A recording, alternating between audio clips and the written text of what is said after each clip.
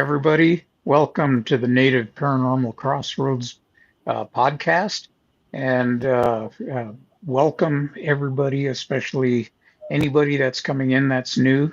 Michelle and I are the Paranormal Rangers. Stanley couldn't make it today at the last minute, something came up. And so we are allowing him this one time to be off the podcast, but he will be flogged mercilessly when he gets back. So, welcome anyway. Michelle, would you like to introduce our guest today? Yeah, today we have Teri Lynge-Kohl with us. She's part of the International UFO Bureau and is the chairman of that organization. And I am luckily wonderful to sit on the board with her as her vice chairman.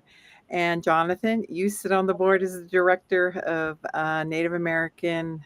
What was the position again? No, I'm just kidding. Uh, the director of Indigenous Voices. Indigenous voices, and he's one of the best voices out there right now.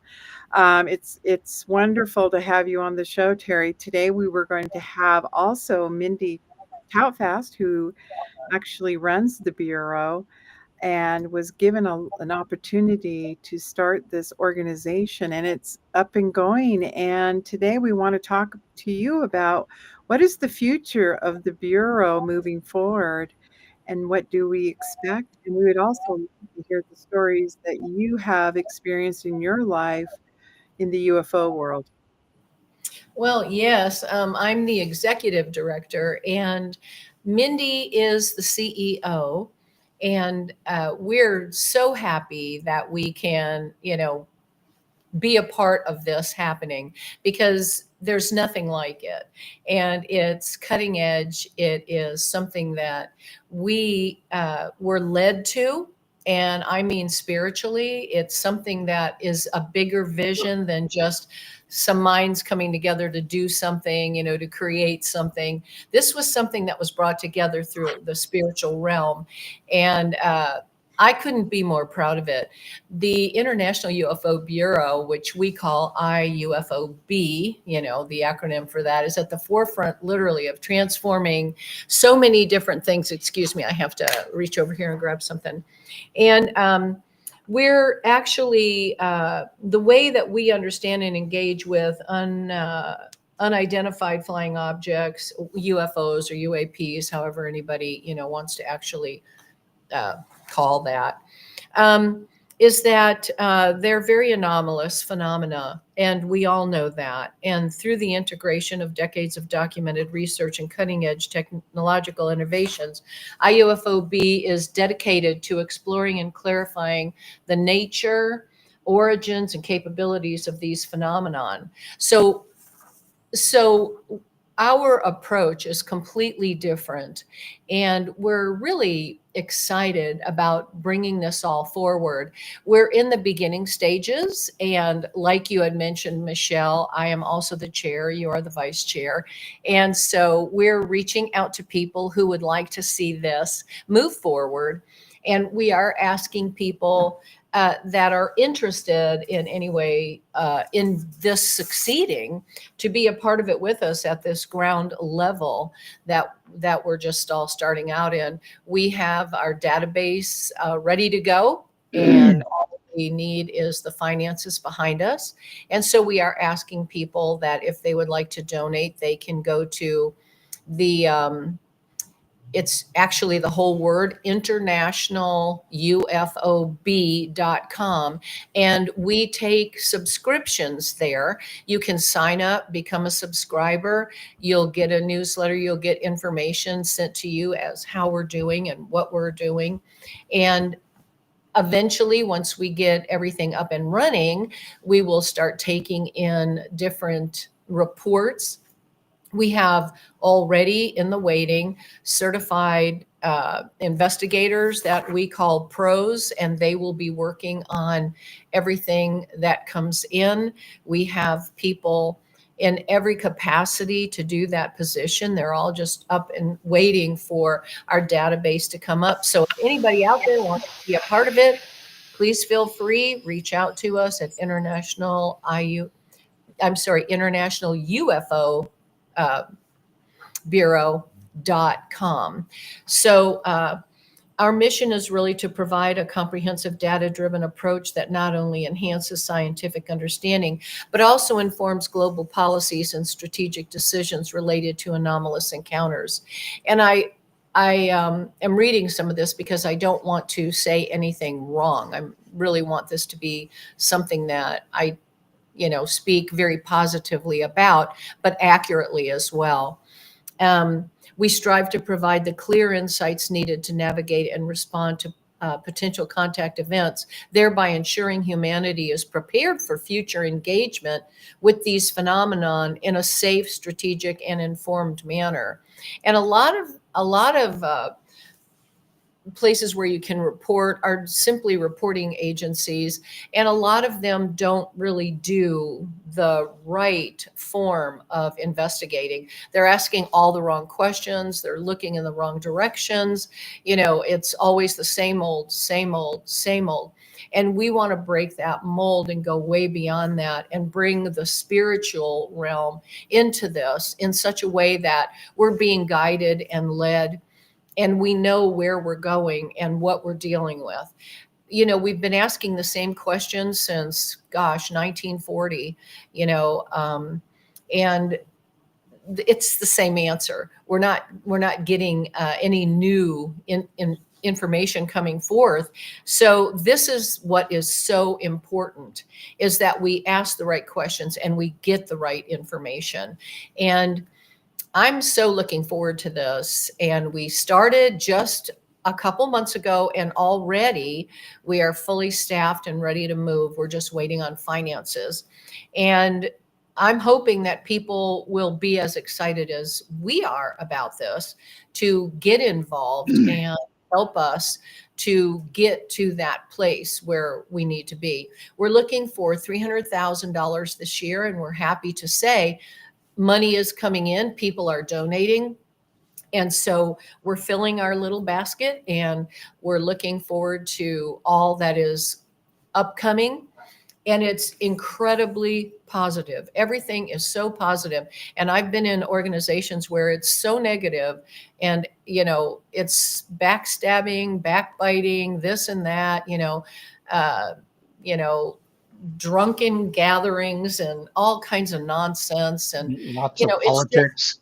It's politics, and it's dictators and liars and all this. And I'm like, oh, dear Lord, get us out of that. Let's move forward with truth and, things that matter in this life. Let's focus on what is really important. And, we know they're out there. They've always been out there. They've been out there for forever. We know that it's a bigger picture than what has ever been focused on. It is a spiritual picture, and they have been here. Our eyes can only see so much. Space is not empty, and we're limited to what we can see around us.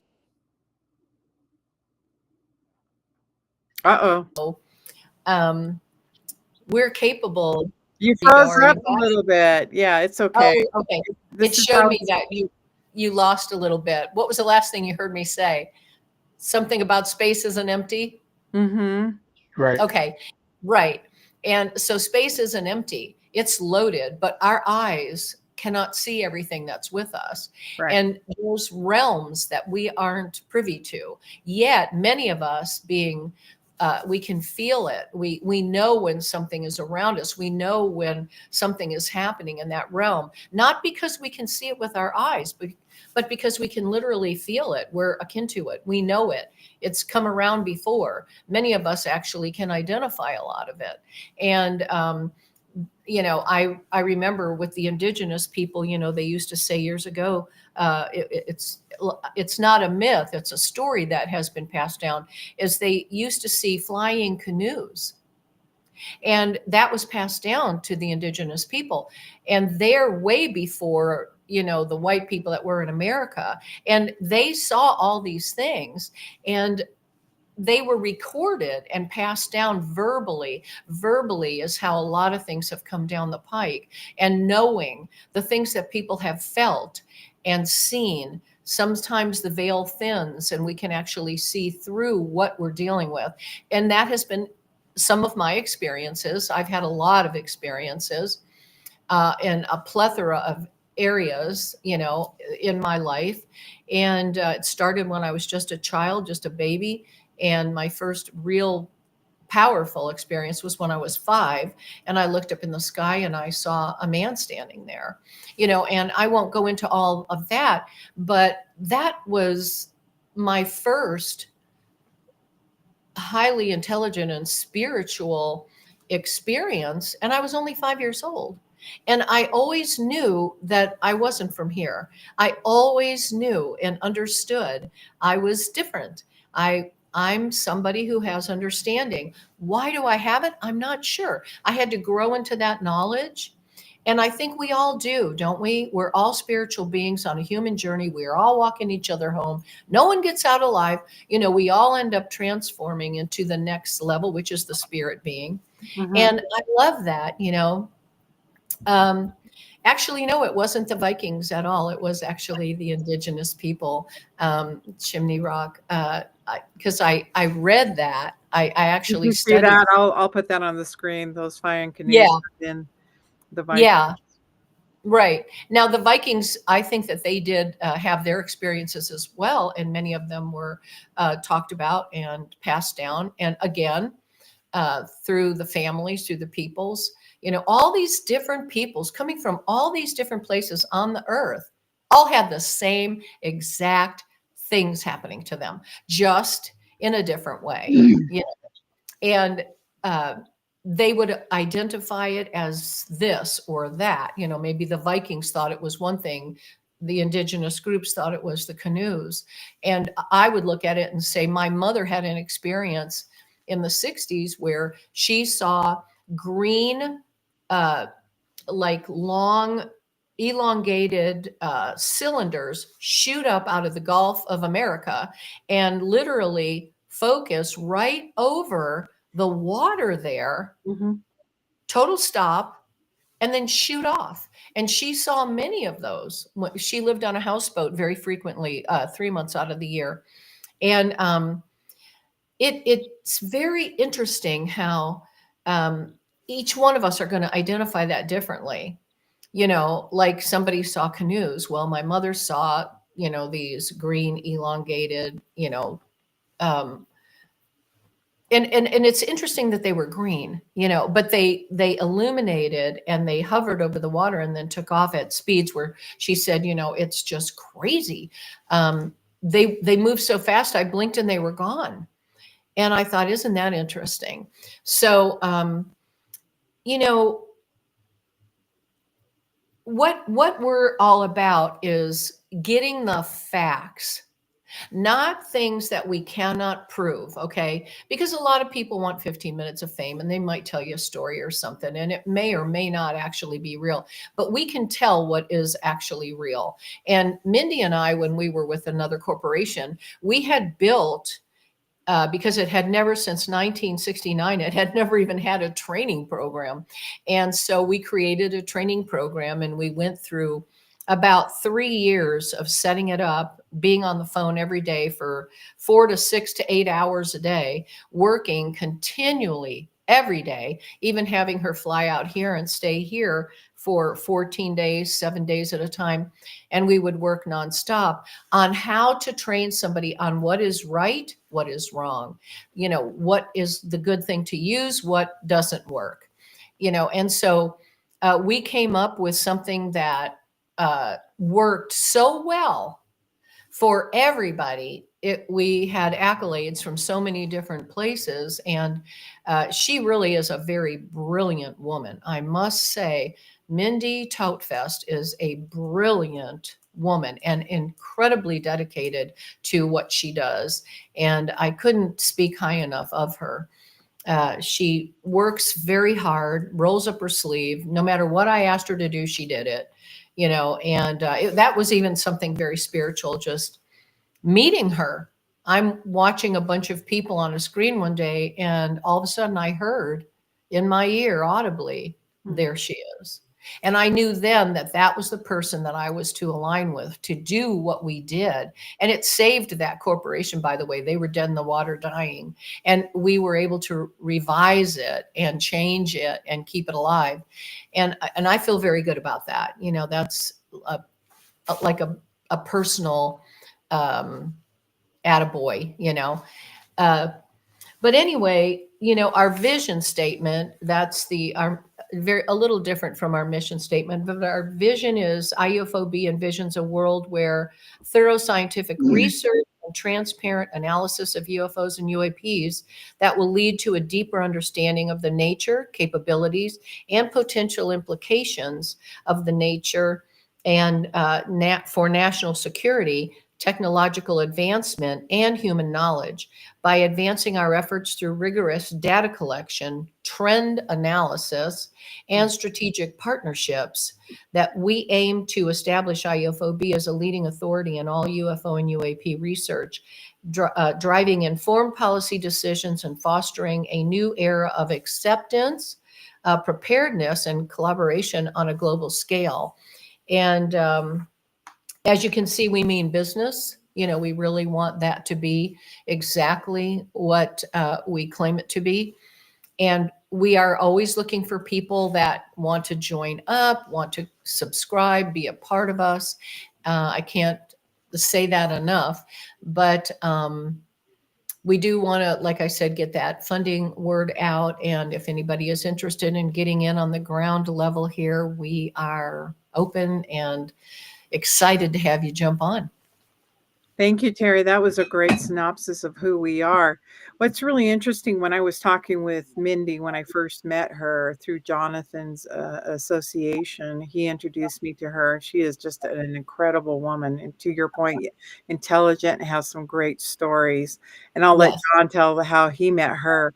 But in the interim, I was telling her that, you know, I had collected all these stories from a Native American base and I needed to store them and let their stories be archived in a way that they're protected, because Native Americans tend to hold on to their stories.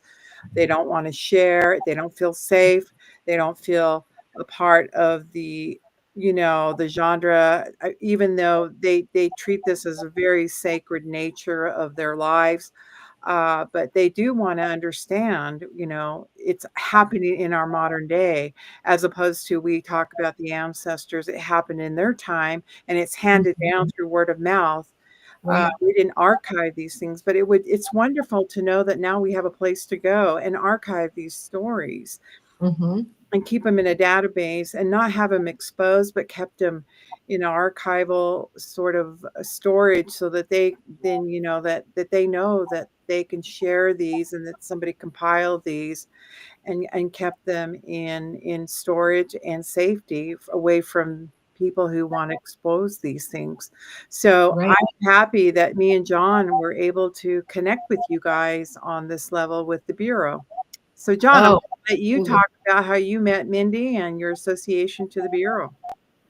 Well, I met Mindy at the Alien Con in Pasadena, and when she came in, she would look like a deer in the headlights. She was a little frightened, and she we had met previously at a shoot for Ancient Aliens, and when we met, we sat down outside while they were doing, you know, getting the filming ready, and we were sitting there and we got into this discussion, and boy, it was great, you know.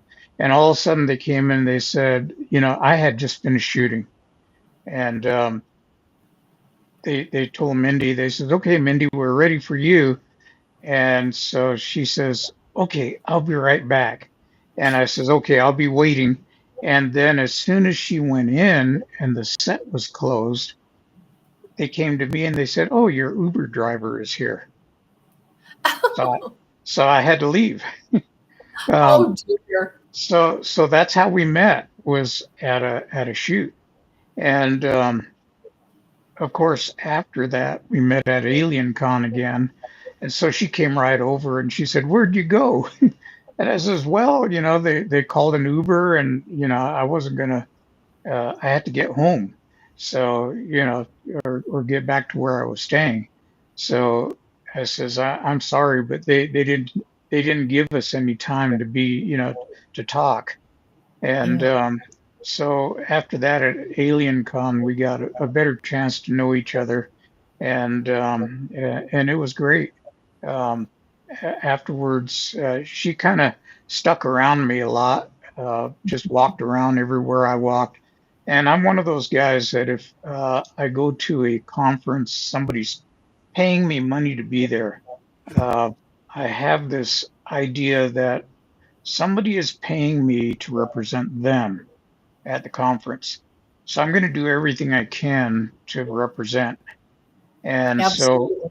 Hmm. all the other big names at the conference would sit in the green room and snack and eat, foods and whatever.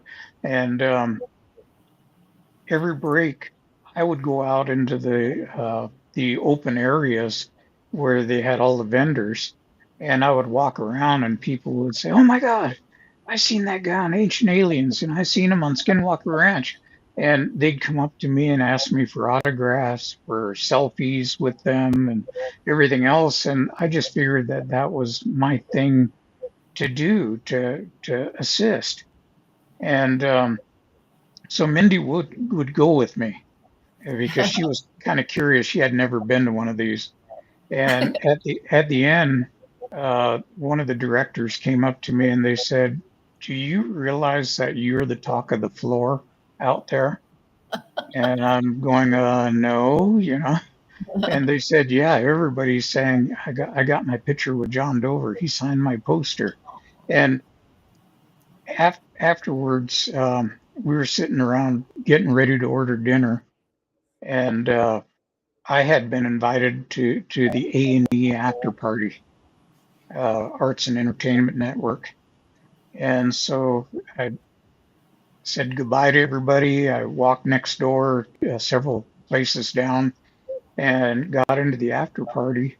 And one of the head ladies there says, "Where is your wife?" And I looked at her and I says, "I don't have a wife."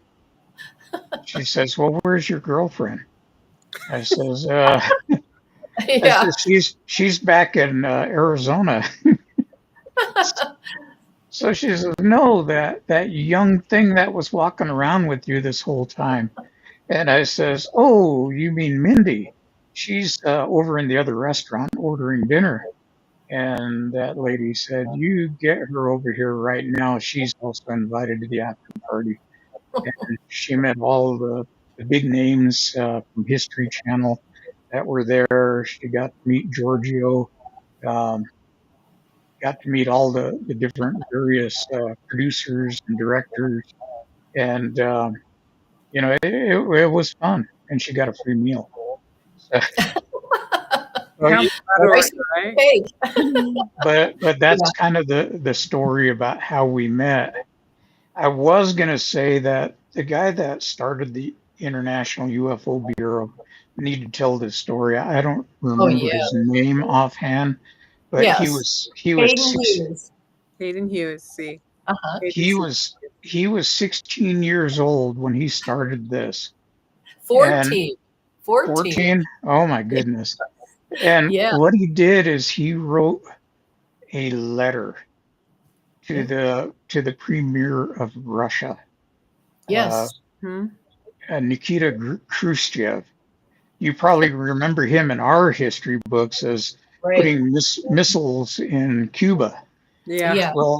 Well, Khrushchev actually wrote him a letter back, and That's he right. was asking, "What kind of UFO cases do you guys have over there?" And Khrushchev wrote him back. Mhm. And so this young 14-year-old gets the FBI standing at his door saying, "How That's come right. you're writing letters to Russia?" Right. Hmm. Now, remember, this is in the era of McCarthyism, Sure. and there's this big scare about the Russian menace and communism. And Exactly. so he was investigated by the FBI for that. Right. And he went on to, this is actually the oldest organization in the United States to investigate UFOs. It was the Yes. first. So, 1957 is when he yeah, actually started. 1957 was a I very good was a year. I was just an infant, you know. It's so interesting to see how, spiritually we are so connected. And he was doing this when I was just being born, Right. way back there. And, Right, and, right. and that was the other comment I was going to make is that there is a spiritual component to all this. Yes, Um, absolutely. Today we have science, and Hmm. science is very sciency. It has mathematical formulas, it has chemicals, it runs the gamut of everything intellectual, but it lacks an understanding of spirituality. Right. And what That's Native right. Americans have always known is that there's a definite link of spirituality and paranormal together. That's absolutely correct. So, Yes.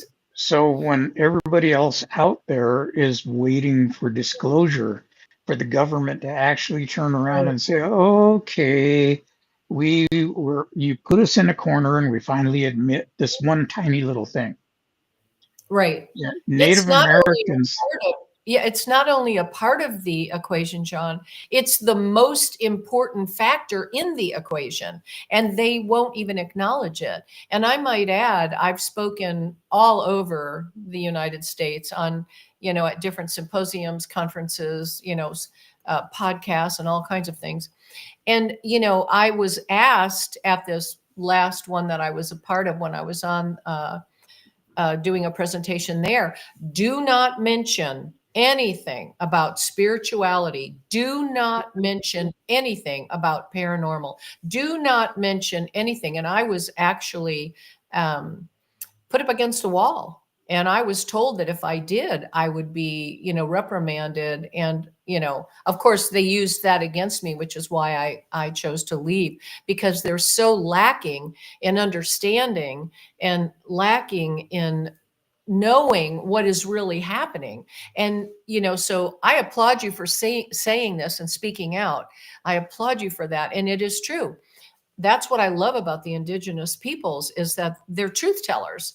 They're telling the truth. They're truth seekers, and they want to know what's really happening. And they understand that it takes the spiritual element. And I think ufology is just now, just a few members of it are starting to wake up to the facts and the truth that you can't have a whole story with only portions of information. You need it all.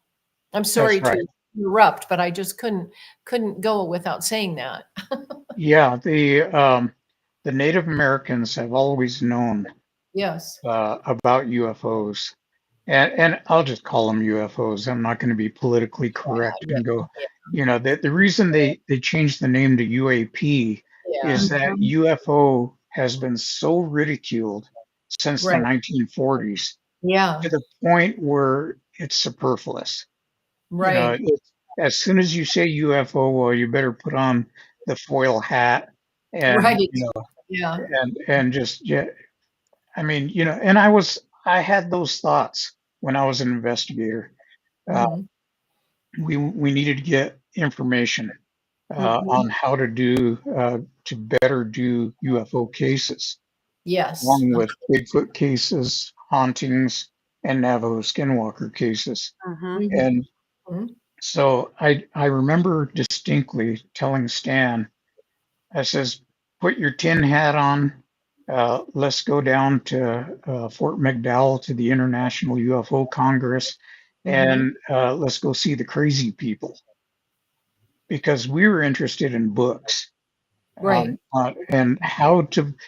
The hallmark of a good investigator is that they're always trying to learn more about Right. what they're investigating. You don't just say, "Oh, I finished, the criminal investigation training program, spent 13, 14 weeks there, and I'm done."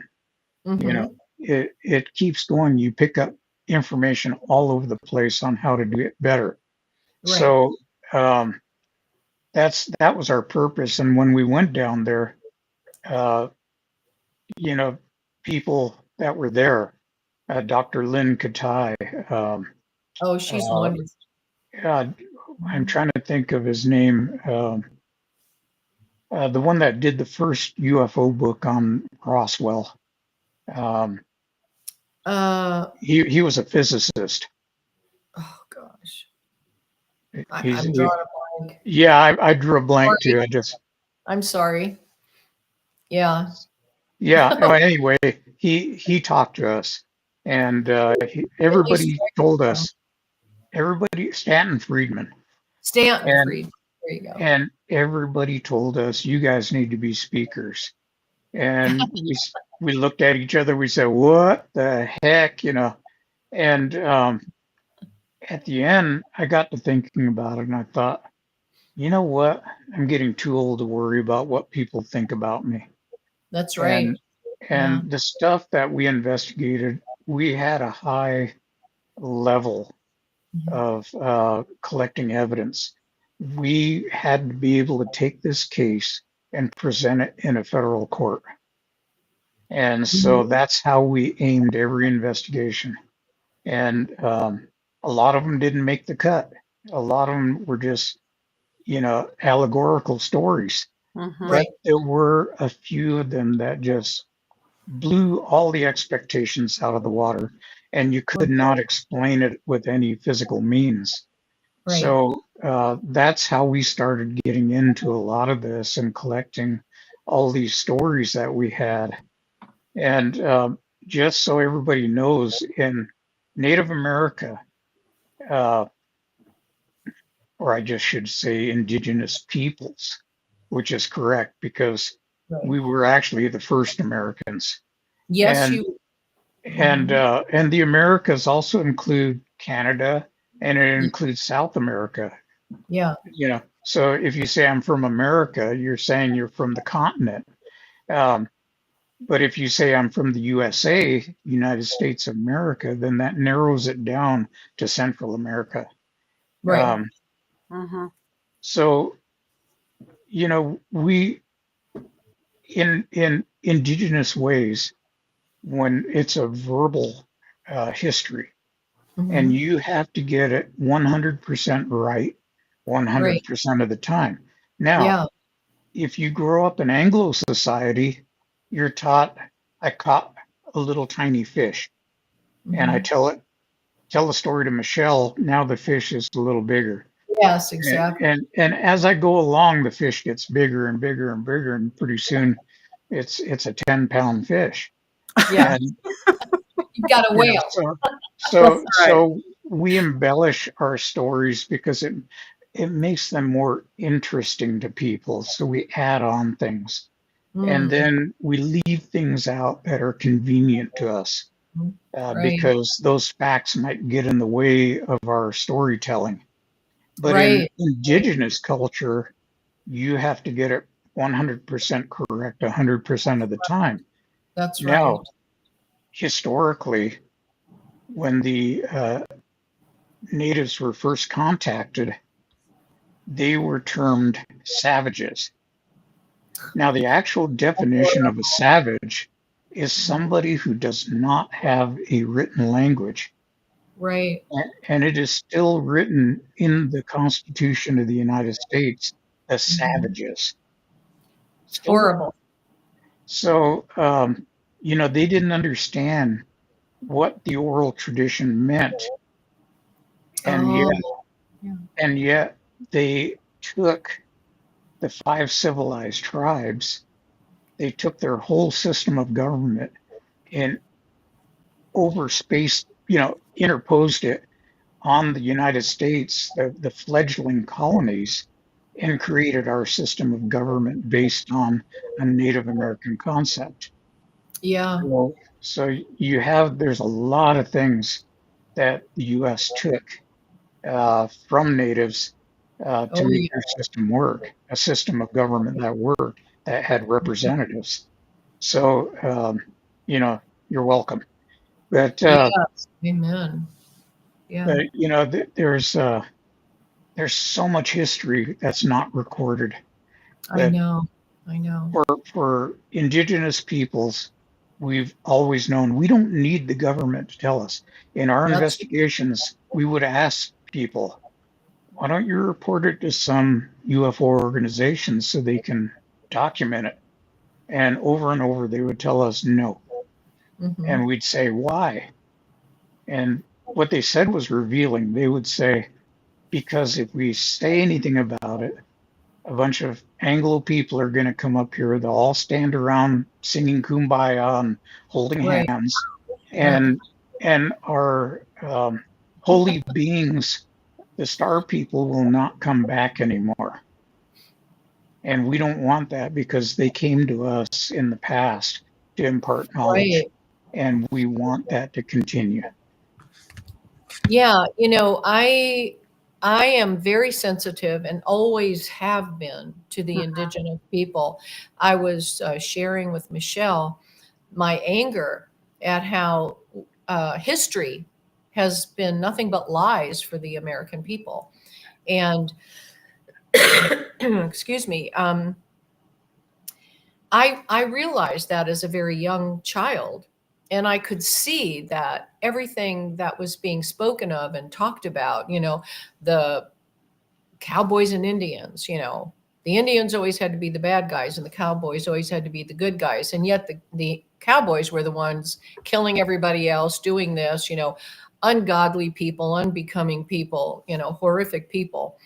And the Indians were just trying to protect what they owned, what belonged to them. And, the pilgrims came over and poisoned them. How wonderful, how loving. And then they call that godliness. And I'm like, that is not godliness. You don't have a clue who God is if you think that's godliness. And yet that was all accepted. And that angered me, even as a young child. And I remember in school, they told us, well, we need to read this book or that book. And my first question to the teachers would always be, is it true or fiction?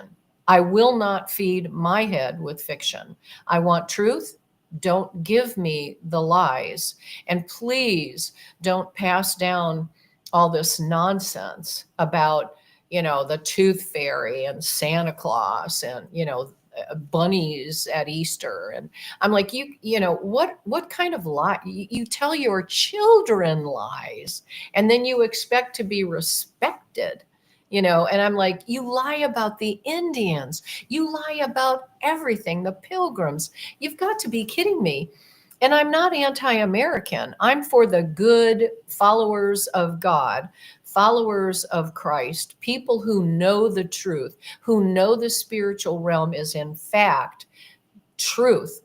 And even as a child, I couldn't be, lied to. I wouldn't let my mother lie to me. I wouldn't let my teachers or pastors or preachers lie to me. And what that caused for me was a life of few friends. Okay. I wasn't popular. I stuck up for the underdog, so to speak. And I just thought, no, this isn't right, and something has to be done about it. And I've carried that into my old age here. I'm in my 70s now, and I've never ever backed down on any of those issues. And I respect the indigenous people. And if I could say I was sorry for humanity, I would, but I know it's like a drop in a huge bucket. But it breaks my heart how they've been treated and how people have accepted it and the politicians have accepted it. And it's an accepted way. Put them on a reservation. I'm like, how horrible, how disgusting. It's despicable. And how can they get away with it? But then they do, because they're lying politicians and, they're not good people. Their hearts are not right before God. And their hearts are not right before each other. And I think this is, like I was with this last group, MUFON, and I was never allowed to say the truth about my experience. I was ridiculed, laughed at, I couldn't tell the truth about what was happening. And that's your first red flag. If you can't tell the truth about something, you don't want to be a part of that. And I stayed with it as long as I could, trying to turn the tide. And I could not turn the tide. They got more wicked and more ugly and, turned more and more against truth and facts. And I You know, couldn't do it anymore, literally. Teri, it's been really interesting that you talked about the shame and pain. What was done to the Native Americans in the Yeah. past. We were taught a lot of shame and pain, but now I'm starting to see this coming into the UFO committee, that we're Yeah. shaming people for having Yeah. experiences with the unknown, for unforeseen, Right. and Right. we're treating each other, and then I'm just talking in generalization, that they're outcast. Oops, you Oh, froze. somebody froze up. Yeah. Yeah. She froze. Are you Yeah. frozen too? No, I'm good. Oh, One okay. one of Yeah. the things that I can say is, yeah, we can look at the past. The Mhm. the the the history is always written by the winners. That's And right. and You're and right. that so they conveniently leave out things. And Mm-hmm. um when when you look at natives in our history, yeah, we went through tough times. We went through several different Yeah. relocations, long walks, um, Trail of Tears, all these different things, Sand Creek, all these massacres. And Yes. one of the things that occurs to me is that if you're making swords, if you're making knives, you take a piece of steel, and that steel by itself is weak and it cannot stand on its own. You can sharpen it, it might cut for a little while, and it'll quickly get dull. Right. But if you temper it, if you put it in the fire and, bring it up until it's, glowing red Mm-hmm. and quench it, it Mm-hmm. becomes hard and it Mm-hmm. becomes tough. And that's what's happened to the majority of Native peoples all around the United States is that they've been put through the crucible and they've Yes. survived, Refiner's fire. Right. you know. Exactly. And Mm-hmm. and I could sit here and say, well, the government owes me this. Actually, it owes me $300,000 tax free, but I'll never collect it in my lifetime Right. because I'm a direct descendant of the Sand Creek massacre. So, Mm. we'll never see that money, but hopefully, my grandkids will see that money. That's So, right. things like that. And, Yeah. we look at that history and yeah, there's a lot of things, but history all over the world is the same. Mm-hmm. Everybody's, you know, uh, I won't get into too many politics, but we always talk about fascists and we talk about the Nazis and how evil they were. And I'm not talking about German people. I'm talking about the Nazi political Right. party. Right. There's a difference. Right. And when you start looking at the history, Sorry you about find, that. I have an internet issue. yeah, when you get into the history of it, you find out that everybody says, well, the Nazi party killed 6 million Jews and another 3 million Gypsies and other, races, Yeah. and they were trying to purify their race. And Yeah. everybody says, oh, that was so horrible. That's terrible what they did. Mm-hmm. In 1938, 39, they got that whole idea from guess who? The United States. Right. We had a program called eugenics Yes. where we were trying to purify a Yes. race here. And Mm-hmm. so women in insane asylums were forcibly, um, Oh, it was had their horrific. reproductive systems destroyed Yes. so that Yeah. they couldn't bear children anymore. Yep. Men Right. were men were put Yeah. in lobotomized so they Yeah. couldn't function anymore. They were just existing. And we tried this, and the Nazi Party looked at this and they said, "Hey, that's a good idea. Let's take that one step further." Right. But I think, Jonathan, I believe that, like I was saying earlier, space isn't empty. It's loaded with demonic forces. The fallen angels are a true story, and they get into the hearts and the minds of humans.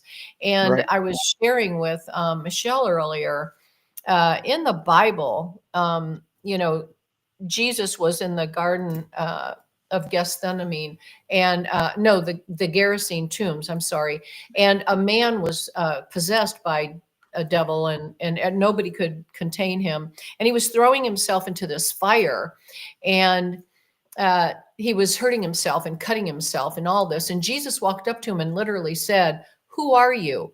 And the man responded, "We are Legion."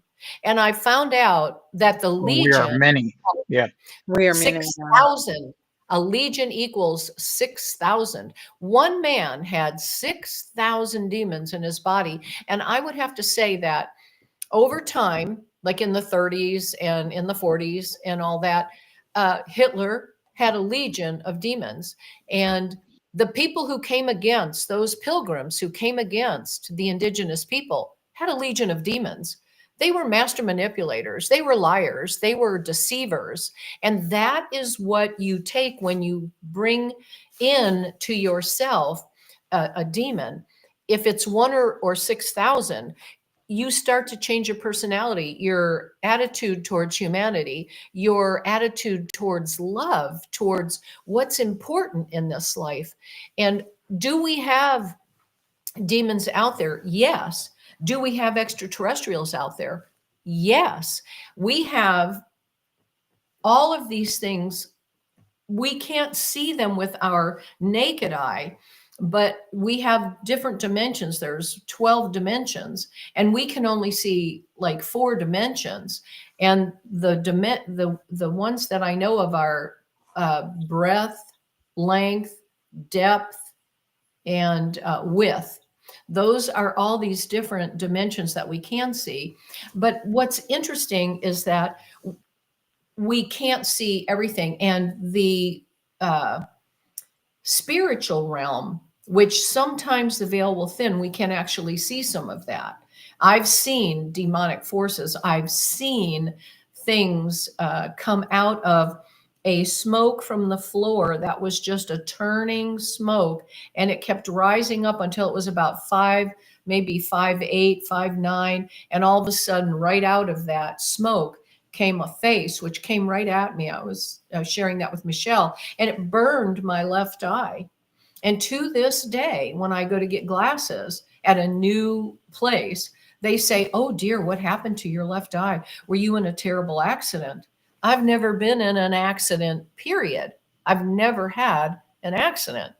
But that day, that spirit came at me and went right straight through me. And my eye, I ended up that night, the night after this thing went through me, I ended up in the hospital, St. Anthony's Hospital in St. Petersburg, Florida. And the doctor said, "What happened?" And there was no way I was going to tell him, "I saw a spirit and it went right into my eye, and it went into me or through me or whatever." And I got up and ran. Short story, but it was a huge night. They sent me to an ophthalmologist because they didn't have an ophthalmologist at the hospital. And this was in the 60s. And so I ended up in the ophthalmologist's office, and he said to me, "My God, what happened? It looks like, you had some kind of a terrible accident." And I said, "No accident." And he said, "Well, you're not going to tell me." And I said, "No, I'm not." And I never did tell the truth about that because I didn't want to be labeled, a nut. I didn't want somebody to send me to some kind of a, nut hospital or something. So I just kept my mouth shut. But after that experience, I saw full-bodied apparitions of people who were alive, but not there, and who were dead and, obviously not there.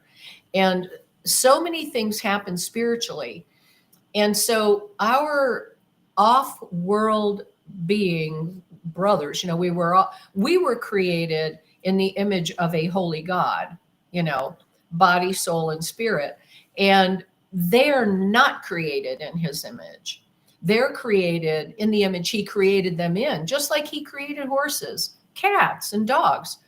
They're not created in his image, but they were created by him. And so, in the spirit realm, we don't see the skinwalker always, eye to eye, but he's a demonic entity that has somehow been a hybrid of some form of demonic and spiritual and off-worldly being. This is why we don't see it. And this is why we don't see Sasquatch or Yeti, because he is also an Dimensional. Interdimensional being. Yeah. Don't get old. I just drew a blank. But they actually are also in that realm. And this is why we don't find dead Sasquatch, and all that. But well, I don't want to just take over. I mean, I don't. No. It's your show today. It's like Jonathan brings up such good stuff. I have to just, I have to respond to it a little bit there. Well, the point that I was making is that we like to point fingers at others Yes. and say, look how correct we are. Mhm. Now True. the lying, we've known about that because there have been over 6,000 treaties made with Native American tribes Mhm. from 1492 on. Not one of them was ever kept. That's a pretty good record. They're batting 1,000. I'm so So, sorry. Yeah. so sorry.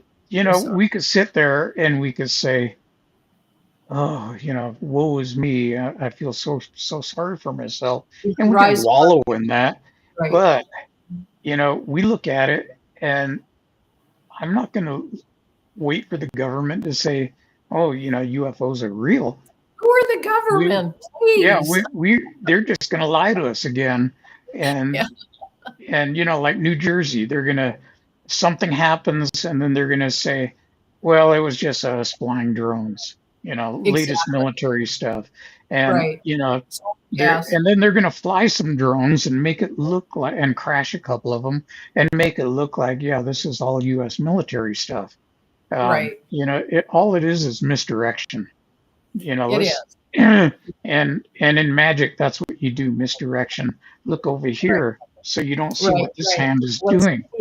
What's going on over there? Yeah, they've never told us the truth. From the minute Roswell and all these other things that happened, they never wanted to tell us the truth. They wanted to tell us it was swamp gas, it was this, it was that. They knew exactly what it was, and so did the man whose land it happened on. He knew, and he kept some of it, and he shared the truth. And they'll kill you for that. Okay, people have been killed for telling the truth.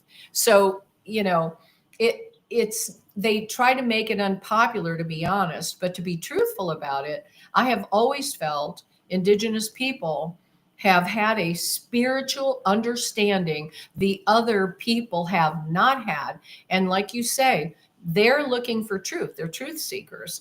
They're not looking to cover anything up. They want the truth.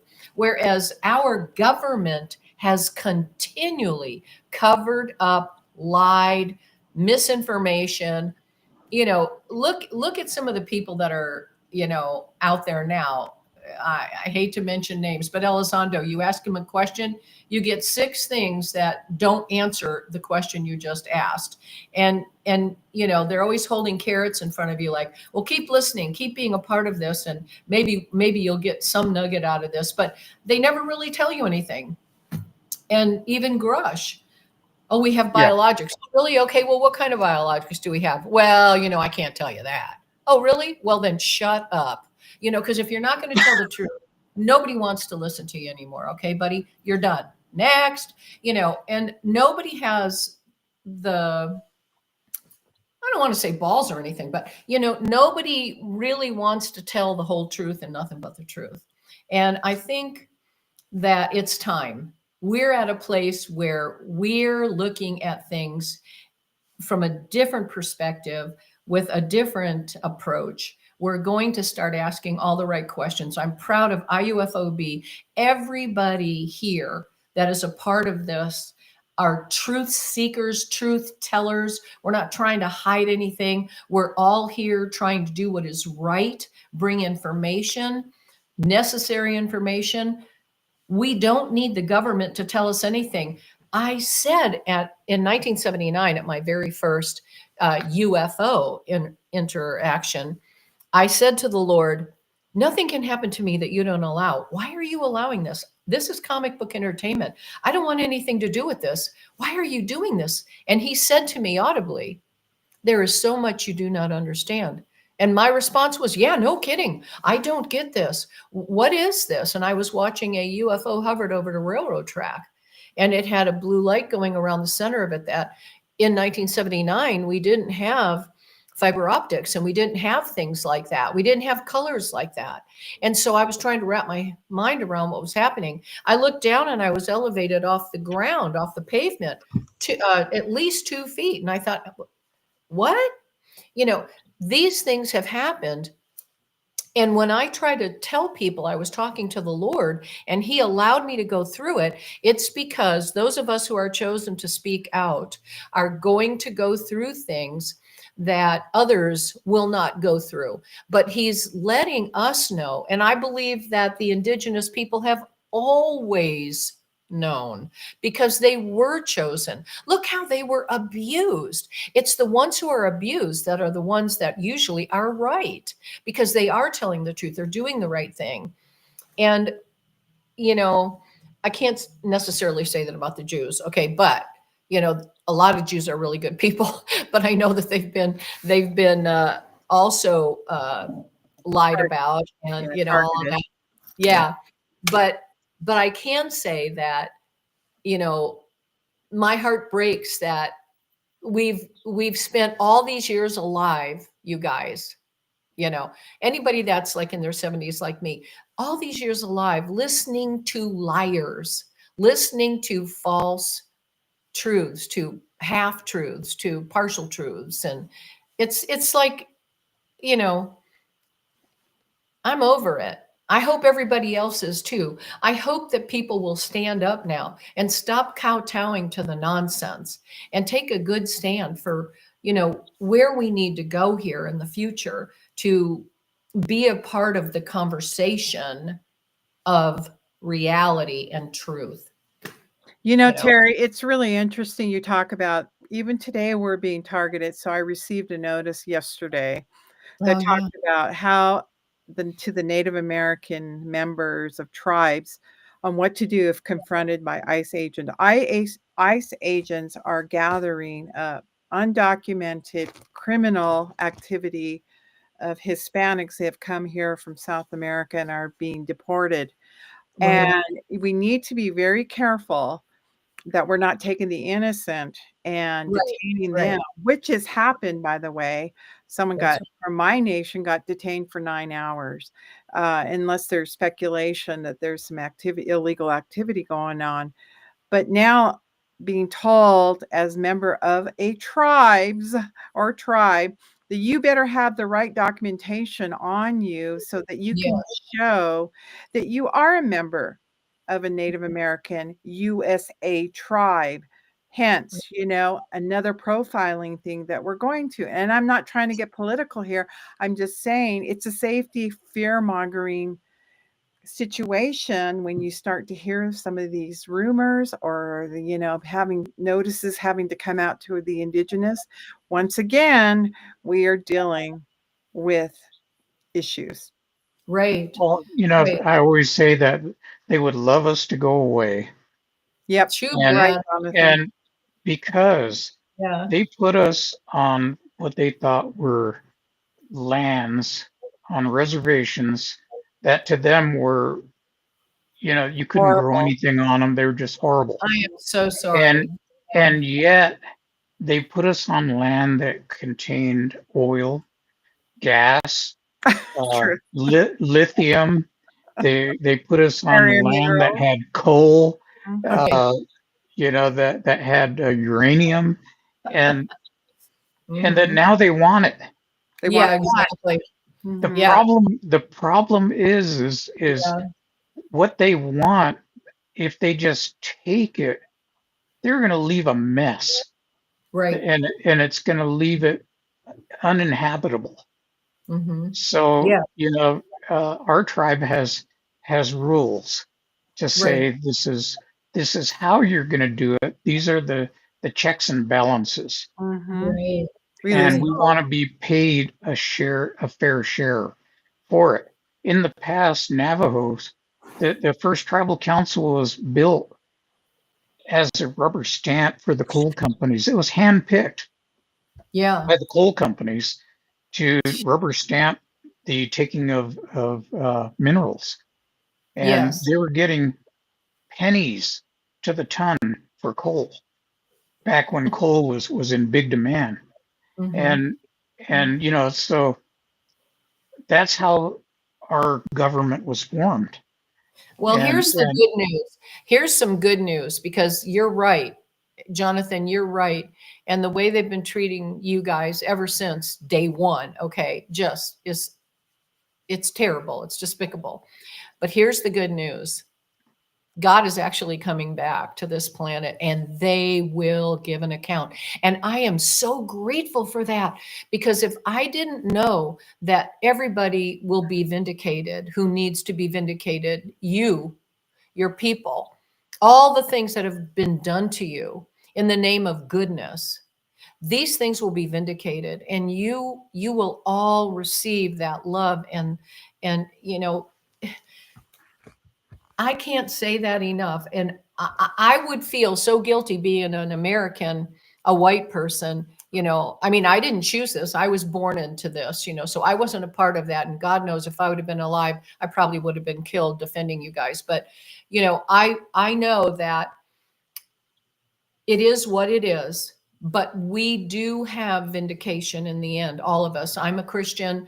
I will be vindicated for all the times that I have been slandered and made fun of and poked at and this and that for my faith and my belief and the things that I speak out about. And I'm so grateful that so will you all. And I hope that helps somehow. It's like a balm of Gilead on your soul. You kind of know, okay, we have to endure this for now, but a better day is coming, and that day right. is close. So Yeah, thank you. everybody out there, look up the website International UFO Bureau. Thank you. It'll show you the history in there of how it was formed and what kind of information it contains, which will Mhm. be eventually released. Um, Yeah. and it's exciting, and we're going to make it work. So I'm looking forward to doing a lot there, and the Native American people are going to have a voice in this organization. Exactly. Yes, And absolutely. we have the director right there sitting in front of us, and we're That's board right. members are going to support the directors to go into a positive realm. And we're at the top of the hour, Teri, and this has been a very interesting conversation. It's nice to have people speak their voice because this is what we're all about. Speak your voice, Right. share in a safe place, and don't fear, because if we fear, that's when they've gotten to us or it's Right. gotten to us, whatever Right. the fear factor is. And Right. John, thank you for the wonderful comments. Again, I was having internet issues today. As you guys know, there were some technical difficulties and I blitzed out, but I came back in. Well, the Maybe. good news is we didn't hear Darth Vader, so Oh, that's right. No shout outs to Darth Yeah. Vader this week. And Yeah. that came from Stan when we had him on the show a couple of weeks ago. But it continues to happen. We'll have these experiences, each and every one of us, our audience. If you would like to share and get in touch with us about things you want to hear about, what on to cover on topics of this show, we appreciate everybody on this show and also in our chat rooms, and we'll have some amazing more shows ahead of for the second season. And we're so grateful that you've come to be our audience because we are so happy to have this channel. So Wonderful. thank you, everybody, for a great show. And any last comments, anybody? Just thank you everybody for coming on, and thank you for all the comments. We do read them. Yeah, we Most of do. And we try to answer them. And you guys talk amongst yourself. And I think that is wonderful that you can do that and answer each other. It's wonderful to watch that and everything as I sit here at the boards, producing the show in the moment. But thank you, everybody, and have a great week and a day. Take and care. just remember, everybody, the dark side has cookies. So Yeah, and then you can find us at Paranormal Rangers at gmail. Is that right? .com. yeah, I need to write these things down so my mind can remember everything. But also help us and join us at the international the UFObureau.com. Contact Teri, myself, or Mindy or John, and we look forward to next week. Bye-bye.